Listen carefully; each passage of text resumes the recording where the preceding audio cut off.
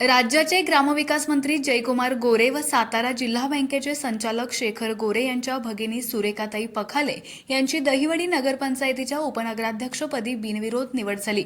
या निवडीने परिसरात आनंदाचे वातावरण असून ही निवड येणाऱ्या रक्षाबंधनाच्या पार्श्वभूमीवर भावाकडून बहिणीला खास भेट म्हणून चर्चेत आहे। अलीकडेच राजेंद्र साळुंखे यांनी उपनगराध्यक्ष पदाचा राजीनामा दिल्यानंतर सुरेखाताई पखाले यांचं नाव चर्चेत होतं।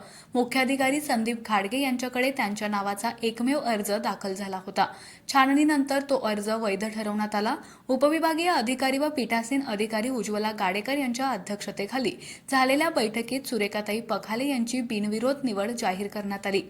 या निवडीनंतर नगरपंचायतीच्या परिसरात कार्यकर्त्यांनी फटाके फोडून जल्लोष साजरा केला। शेखर गोरे यांच्या पत्नी सोनलताई गोरे यांनी सुरेखाताईंना शाल व पुष्पगुच्छ देऊन सत्कार केला।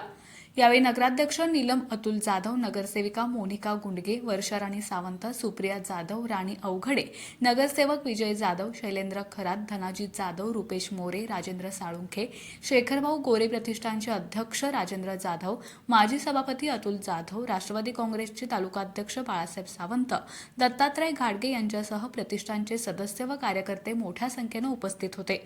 सुरेखाताई पखाले यांना पुढील वाटचालीसाठी परिसरातून शुभेच्छांचा वर्षाव होत असून त्यांच्या अनुभवाचा उपयोग नगरपंचायतीच्या कामकाजात निश्चितच होईल असा विश्वास स्थानिकांनी व्यक्त केला।